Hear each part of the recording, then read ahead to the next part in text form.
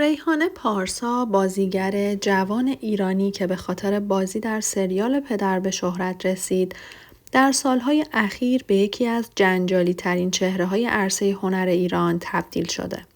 دوستان سلام، به حاشیه پلاس خیلی خوش اومدید. امیدوارم هر کجا که هستید شاد و سلامت و پیروز باشید. بریم ادامه ویدیو رو با هم دیگه بررسی بکنیم که راجع به ریحانه پارسا هستش. ریحانه پارسا بعد از موفقیت‌های ابتدایی در عرصه بازیگری به سرعت مسیر زندگیش تغییر کرد و تصمیم گرفت که ایران رو ترک کنه. این تغییر مسیر همواره با انتشار عکس‌ها و ویدیوهای جنجالی باعث شد تا اون در مرکز توجه رسانه‌ها و مخاطبان قرار بگیره. ریحانه پارسا در مدتی که خارج از ایران بود درباره موضوعات حساسی از جمله ازدواج‌هاش و تجربیات تلخ زندگیش صحبت کرده. اون از ازدواج کوتاه مدتش با مهدی کوشکی بازیگر معروف ایرانی صحبت کرد و به مشکلات و دلایل جدایی از اون اشاره کرد. بعد از این جدایی ریحانه بارها به موضوع تجاوز اشاره کرد و از تجربیات تلخی که در این زمینه داشت صحبت کرد. اون با شجاعت این مسئله رو مطرح کرد تا شاید بتونه به دیگران هم کمک کنه و صدای کسایی باشه که در شرایط مشابهی قرار دارن. صحبت‌های ریحانه درباره تجاوز و تجربیاتش در این زمینه واکنش‌های زیادی رو برانگیخت.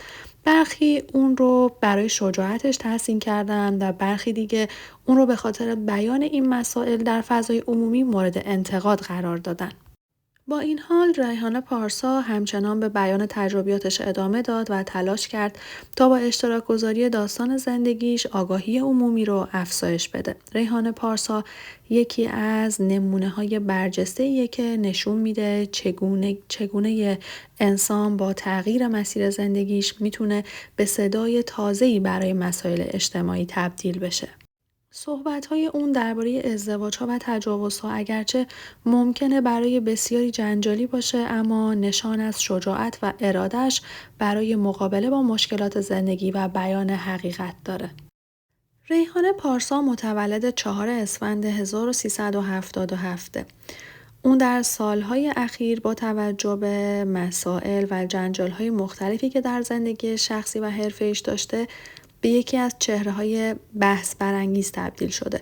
در مورد رابطه‌های فعلی اون اطلاعات دقیقی در دست نیست و باید توجه داشت که منابع مختلف گزارش‌های متناقضی در این زمینه منتشر می‌کنند. ریحانه پارسا به دلیل فعالیت‌های جنجالیش معمولاً مورد توجه رسانه‌ها و شبکه‌های اجتماعی قرار می‌گیره.